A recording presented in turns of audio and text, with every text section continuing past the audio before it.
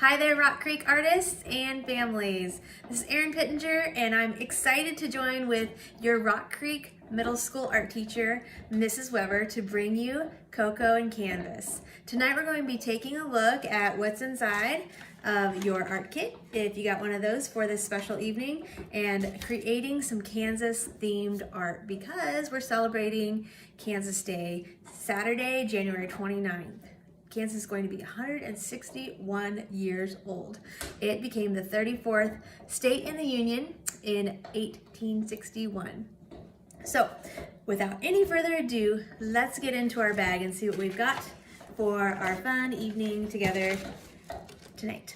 All right, so first thing, big item coming out of the bag is your canvas. You'll notice that one side is bumpy and the back side is smooth. We will be painting on that bumpy side. Alrighty, what else do we have in here? Paint. We've got blue, green, red, yellow, and then we have some black and white for our tints and shades. Awesome. So those paints are going to be helpful when we come to making our creation. And what else is in here? Awesome. Paintbrushes inside of your bag. And let's take a look at those paintbrushes. We've got a bright paintbrush, awesome for acrylic painting. And then there's one that is a finer pointed paintbrush. This will be great for a little detail. And then some Q-tips. And that'll be a fun way to get some paint on your canvas as well. So, oh, there's one more item in here. It's your cocoa, because it is canvas and cocoa. So some additional items that you'll want for our fun evening together tonight are a cup to make your cocoa in. Pour that in there.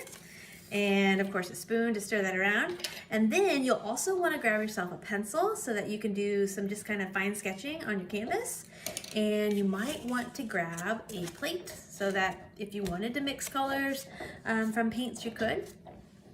Not necessary, but it's there if you need it. And then of course, some paper towels to wipe off our paintbrushes. That way we're not jumping up and trying to wash off our paintbrush a million different times. So let's get started tonight. I was inspired by a famous artist named Vincent van Gogh. And he was an impressionist artist. So he came between the time period of when art was really proper and looked very realistic, photorealism kind of almost, and closer into the more modern era of art. And they called it Impressionism because it looked like it was just an impression of the picture. And actually, the fine artists of the time were making fun of the artwork that Vincent and his paint friends, his art friends, were making, and said it just looked like an impression. So the name stuck, and we now know his style of art by Impressionism. So it's famous for those brush strokes that you can see in his artwork. This one is called The Sun. Kind of cool for a sunflower project that we're going to do. And also just for mixing the colors right there on the palette. I really like Impressionism artwork. Okay, cool, let's jump into it. So I'm gonna take you on down, and we're gonna look at my canvas, and we're gonna walk through this step by step. At any time, if I'm going too fast and you need just a second to catch up, or you need to go refill your cocoa, then just push the pause button and I'll be here for you when you come back. Awesome, we're heading on down. There we go.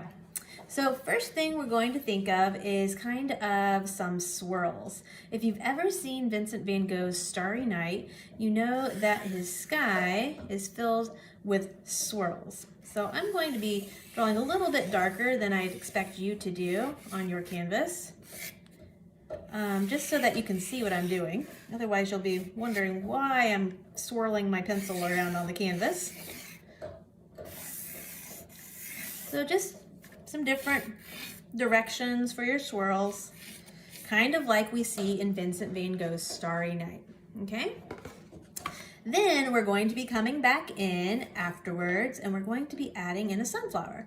So I'm gonna go ahead and kind of sketch that in there too, just so we have an idea of where it's going to go. You will notice that when it comes time to putting paint on your canvas that we're going to be painting over that sunflower. So we're going to have to use our imagination of where that's going to go. It does help to kind of have a visual. If you want to bust out the bag, it's nice and white. You can go ahead and doodle on it first if that helps. So that way you've got it as something to look at when you're painting. I'm going to go ahead and do mine on my canvas though. Start off with a circle. That would be the center part where the sunflower seeds go. And then add in my stem for my sunflower. And then I'm just going to kind of roughly sketch in my sunflower's petals.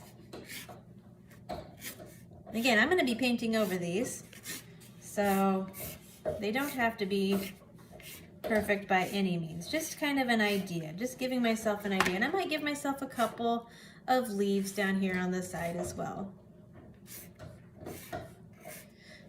All right, so there we go.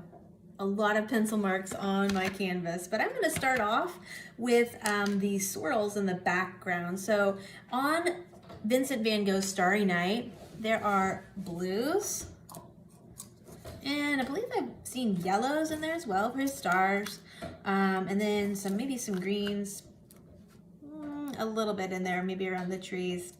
And of course we want to blend in some whites and some blacks.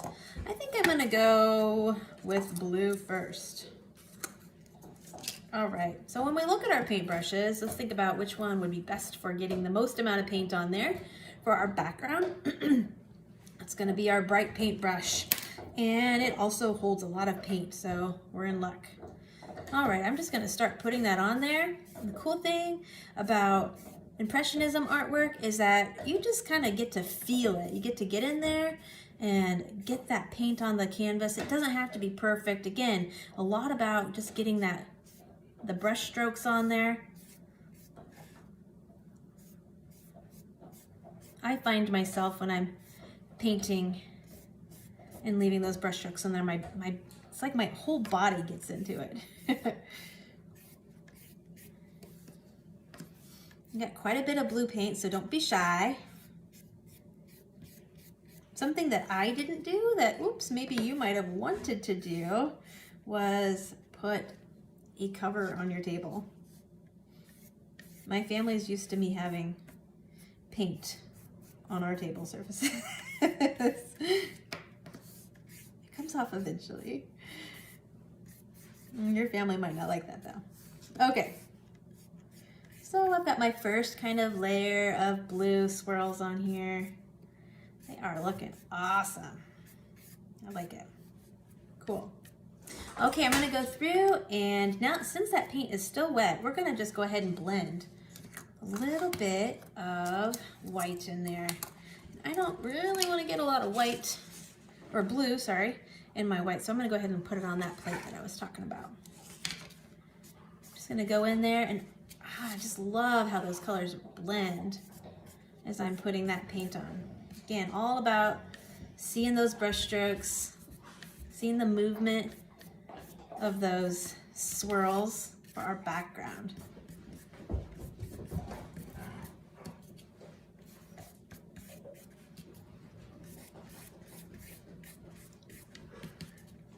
I'm putting the paint on there pretty thick.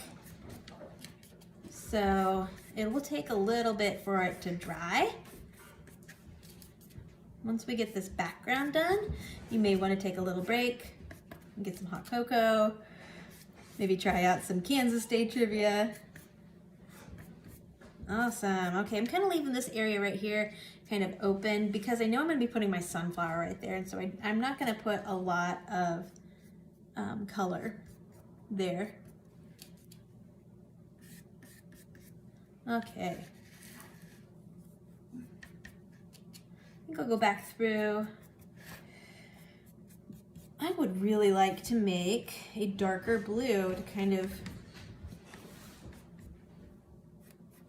maybe add to it and just kind of swirl in there with that lighter blue. Okay, so I want to keep that movement going on. What do you think? Does it look Vincent van Gogh Starry Night-ish? All right, so since I'm gonna add, I'm gonna work on maybe a darker blue on my paint plate here. I'm gonna go ahead and wipe off that extra paint from my paintbrush because I really don't want to have that white in there. It would create more of a gray look. So I just wipe it off on there until I have most of my paint out. Okay, if you're drinking cocoa, make sure that you don't put your paintbrush in your cocoa because that's gross. All right, here we go. A little bit of blue. Now, when you're adding black, which is going to be a shade to any color, black is really strong and it will overpower whatever you put it into. So we don't need very much of that black. I'm just gonna go ahead and use one of these Q-tips. And I'm gonna put just a little dollop in there. And I'm gonna use my Q-tip to mix that up. Sit down and join you here.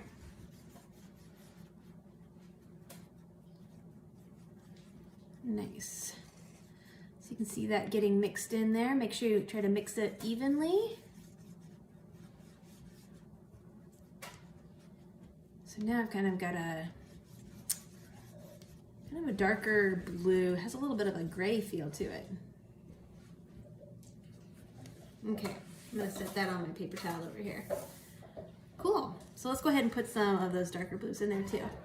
And just swirl them in anywhere that you might have some white from the canvas still popping out.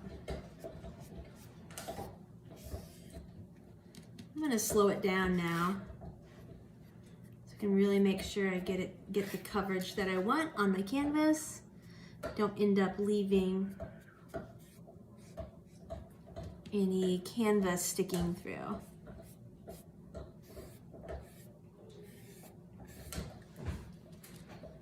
All right, what do you think?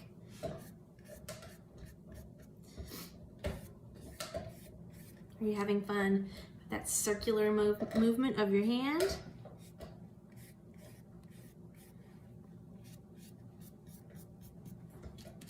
Now yours is going to look different than mine.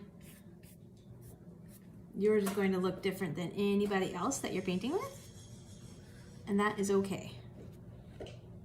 The cool thing about art is that everybody's expression is different. Everybody's product is gonna look a little different.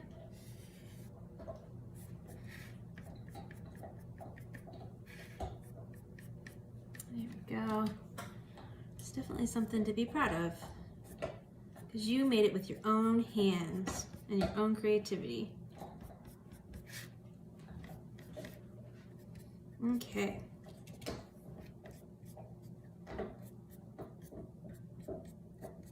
So again, I started off with that blue, just the straight blue from the little container, little plastic container, and I started making swirls. We did that. I did 1, 2, 3, 4 swirls.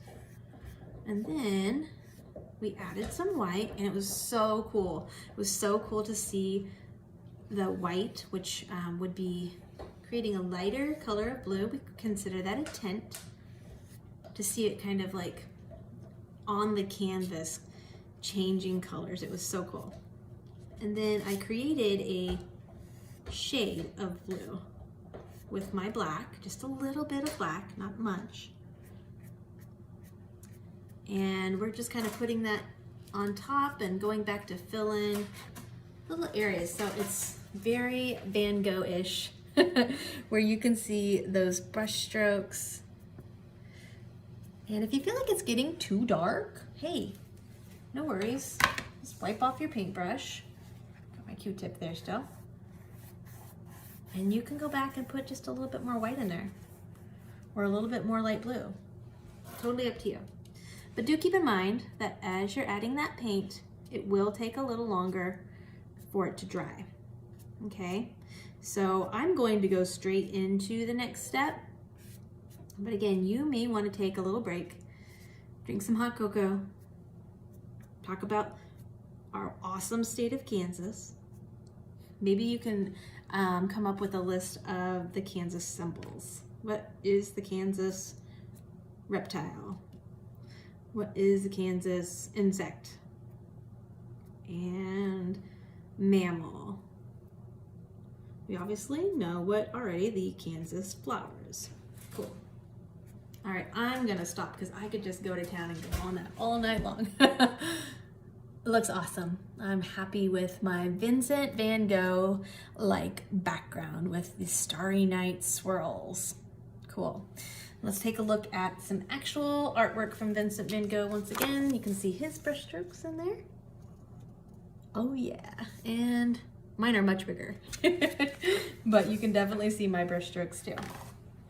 Okay, so now I'm gonna switch over. I'm gonna move my plate here. I'm gonna switch over to thinking about the design of my sunflower. So what kinds of colors will we need for our sunflower? Definitely a darker color for the inside part. I'm gonna say brown because when I've seen sunflower, like a sunflower field before, I've seen that they're kind of brown or some greens or golden color mixed in to that circle part where you get your sunflower seeds. And then definitely for the petals, we'll want yellow. You may want to create some orange, maybe to put a little bit of an orange tint in there so it has a little bit of dimension. And then of course we're gonna want green for our stem and for our leaves. So there's a problem. You might notice that we don't have brown in our paint kit. How are we gonna make brown? Well, brown is really easy to make actually. If you take two colors that are complementary, there we go, and you mix them together, they make brown. So I'm gonna show you how to do that in just a second. All right, kind of wiped out my paintbrush. It's nice and free of all that blue and white paint. And we're gonna make some brown. So two colors that make brown would be purple and yellow mixed together. They are right across each other from on the color wheel, and they are considered complementary colors. So I'm going to make purple first, and then we're gonna mix in some yellow. Since purple is really dark like black, we wanna make sure that we don't use as much of the purple, okay? We're gonna use a little bit more yellow because yellow and brown, they're pretty close to each other when you think about kind of what the sunflower should look like. All right, we're gonna make some purple. And for this, we're going to need our Q-tip. I'm gonna use the other end of my Q-tip. So I'm making good use of my materials. Okay, we're gonna put some blue on our plate. And again, I said I didn't need very much of that purple. What color with blue makes purple? Red, you got it. I'm gonna put some red on there.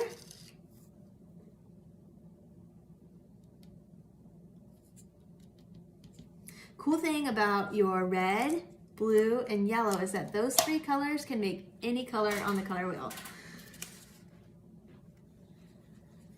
Okay, swirling those together. And voila. We've got kind of a light purple. I think I might want to put a little bit more red in mine. That blue is really hanging on for dear life.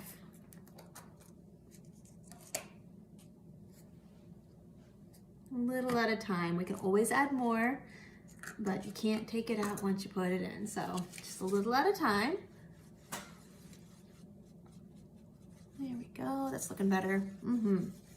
Okay.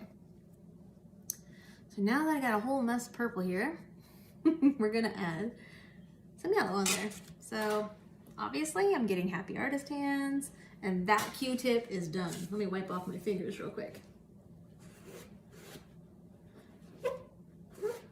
I'm gonna guess that families probably don't want, moms and dads, grandmas and grandpas, aunts and uncles don't want you to get paint all over their house. So make sure if you get it on your fingers that you wipe it off on a paper towel. Okay, yellow and purple. Yellow and purple make brown. Here we go. New Q-tip. Hey, and think of it this way too. While we're mixing up this color, it's giving a chance for our background to dry. Okay, I'm not gonna need a ton of brown because it's just one part, just the center part of my sunflower that I'm going after. Okay. So snag a little bit of that purple. Remember, we don't need too much. And we're gonna mix it in there.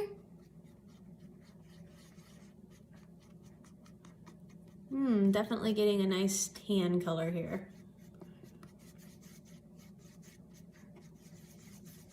Okay, so it's definitely tan looking. If you wanted to make it a little darker, which I think I do, what would we add? We would add black to make it a little bit darker. So I'm just gonna take a little smidgen of black here. Remember, when you use black to add to your color, we're creating a shade, a little bit goes a long way, so be careful. You can always add more, so I'm going to put that extra black right here for now. Don't want it to overpower what I've got going on for my brown. Try to keep your paint in one little area. If you move it across the plate too much, you're gonna end up wasting your paint and then you'll have to make more. Oh yeah, I'm a fan of this color now. Nice. Here we go. Maybe a little bit more black, maybe just a tad bit. Okay, get it mixed in there. Okay. Wipe that off so we can use that paint. All right, we're gonna need this brown, and we're going to need our yellow, and we're going to need our green. So I'm gonna start off with our brown since we just made it, and then we'll switch to green to make the stem. Come on down. Okay, here we go. Go ahead and get paint on my paintbrush, kind of load it up. And we're going to paint a circle on there.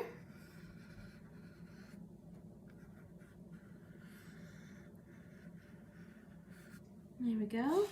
And then just fill it in. Right now, this circle looks really flat. We will be going back to add some texture, so don't worry, because right now it just looks like it's a circle. Okay. Gonna wipe off some of that extra paint that I had on my brush there, and I'm going to wipe off the rest on my paper towel.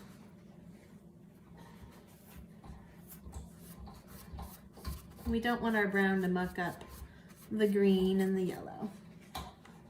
Sweet. Now we're going to switch over to making our stem, and I'm going to have that stretch from about halfway on my canvas, maybe just a little over halfway, and it's going to go from being skinny to a little bit wider towards the bottom, but still it's going to be less than an inch, okay? So you can go straight green if you want to, or you can add a little bit of white if you want it to be a little lighter. You can experiment with that. You can add a little bit of black if you want it to be darker. Or you can also even add in a little bit of yellow. That would be fun.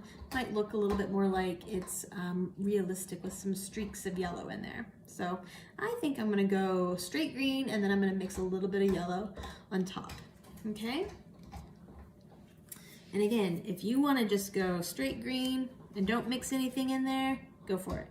Or you can add a little bit of black and make it darker,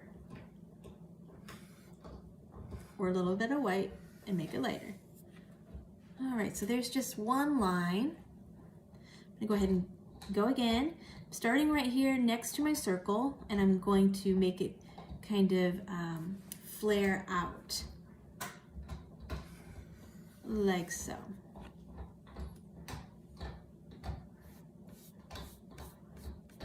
Awesome, so a little bit of mixing paint time definitely gave our background a chance to dry. Okay, back over that maybe again a little bit later. Just make sure we got the paint on there thick enough. I'm going to add a couple of leaves now. And I'm gonna I'm gonna have my flower petals up here, my yellow flower petals up here. So I'm gonna kind of stick with keeping my leaves down below. Oh, got some white mixed in there. That happens. You can just wipe off your paintbrush, paper towel. Just wipe that extra white off. I'm gonna go back in and make those leaves just a little bit thicker now. Okay. Now I was talking about mixing in a little bit of the yellow just so it has a little bit more of kind of a sun-kissed realistic look, and so I'm gonna just dip into my yellow, get a little bit, or this would be a great chance too if you wanted to maybe do a little bit of detail work. Oh, that's a brand new paintbrush and it is definitely very stiff. We don't want to damage the bristles, so what you could do is get it wet and then just kind of wake it up on your paper towel. Do that real quick. There we go. Okay. You can go through and just kind of do a couple little streaks in there. Oops, I went the wrong direction there. Make it a happy little accident. Bob Ross would be proud.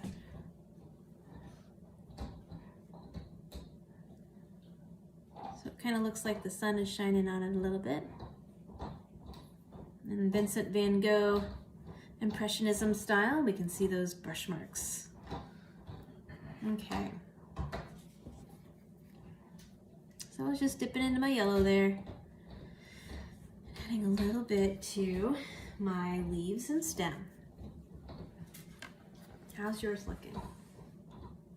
Okay, what we've all been waiting for, the grandeur of the petals, the yellow petals. Alrighty, for the yellow petals, I'm going to keep with my bright paintbrush, okay? Because I like how it gets a lot of paint on there. I might go back a little bit later on with my more detailed paintbrush. So since I was using that one for yellow, I'm gonna make sure I wipe that off since I'm moving on. We don't want the paint to dry on there. A little bit later, when we're all done, we will take time washing out our paintbrushes. And I'll talk to you about how we're gonna do that. Okay, yellow. Dip into my yellow here. And I'm gonna try to steer clear of my stem here because it's still just a little bit wet.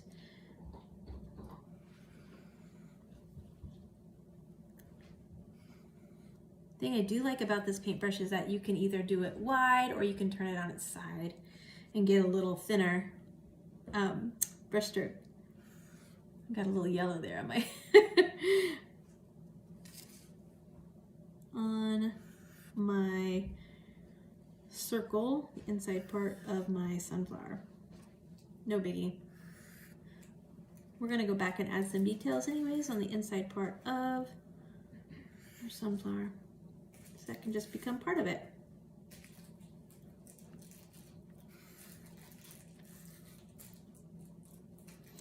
Now when this dries a little bit more, my stem dries a little bit more, I can go ahead and paint another petal on top of that, or you can leave it open, it's up to you. For my petals, I'm doing like, they're kind of like little smile lines, little curved lines. One there, and then I guess that would be a frown. So smiles and frowns. Cool, I just went off the canvas just a little bit here with my last couple of petals, and that is totally okay. So I've got kind of the outline of my petals done, which is cool. And now we're gonna go back in, and we're just gonna load them up with color. If your circle or your background's still a little wet, take some time, let it dry a little bit.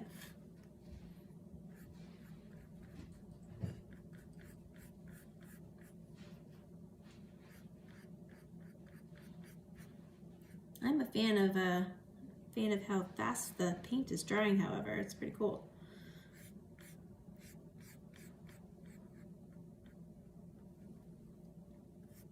So a lot of times artists, professional artists, like to use oil paints. We are not using oil paints tonight. And the reason why professional artists like to use oil paints is because they stay kind of movable, blendable for a long time. They take a long time to dry. You can kind of change them up a little bit, blend them a little bit more, add things to them. I am not sure what kind of paint this is because I didn't load up the cups. But if I had to guess, it feels like it's an acrylic, which is my favorite because it's kind of a plasticky finish. And it dries pretty quickly. There we go. So we've loaded it up. I'm going to go back in a little bit more and add just a little bit more paint to this. And this is where I had mentioned earlier you could use some orange to blend in maybe around the tips or in the center or maybe around the circle part to give it some more dimension. I'm actually going to use a little bit of my brown and just kind of softly blend it on the base there. I'm going to go ahead and wipe off my paintbrush. Awesome. And add a little bit. I might be switching up. I'm going to try out my little brush now since I'm doing some finer details. Just going to kind of do some little dots, stippling, because how many of us have looked at a sunflower before and seen it perfectly clean cut round? Not me. They always have a little bit more texture than that. You could also use your Q-tips for this. Using that fine tipped brush here to add a little bit of a rough edge. Okay, now I said that my center of my sunflower looked really flat, so we're gonna go back and add a little texture. I'm gonna clean off my brush. You can choose what color you want to use to add that texture. If you want it to look a little bit more realistic, you might think about maybe adding a darker brown. So we would use just a little bit more black. And Q-tip. Just a little bit to our brown.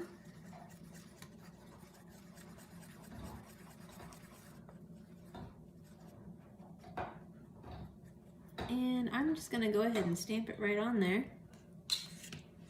Try that out.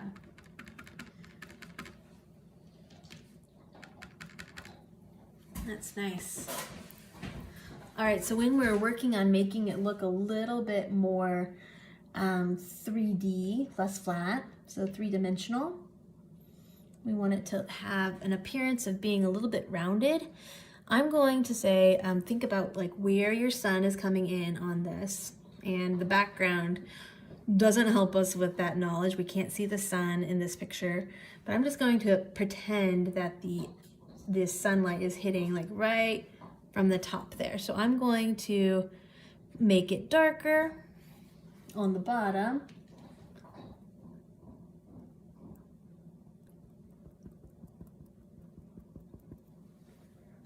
And then as we go up the sides, it can be lighter.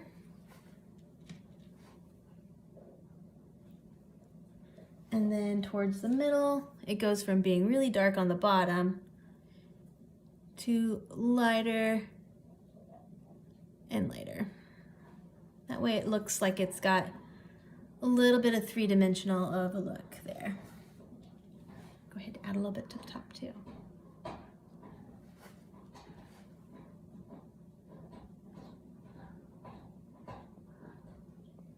Okay, what are we gonna do about that big old spot right there? I'm gonna use the clean end of my Q-tip here, and I'm just going to do some stippling.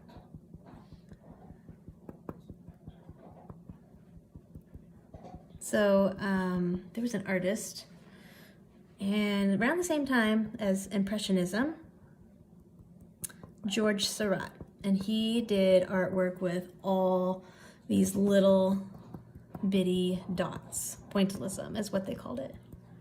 That's what this reminds me of. Okay, cool. Blend it a little bit more. You can spend as much time as you want to on that, or as little. So I am feeling like I am kind of coming up to the end. I might add a little bit more detail, either using my fine tip paintbrush like this to my sunflower petals, just so it looks like it has some dimension and they're overlapping a little bit. I am just going to let those colors blend on their own. Totally in love with that look.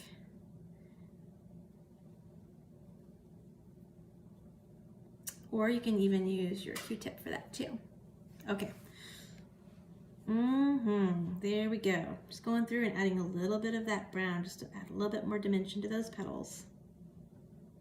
There we go. So there we are. Our painting evening is coming to an end. And I hope that you had just an incredible time with your family and your friends that you were working with.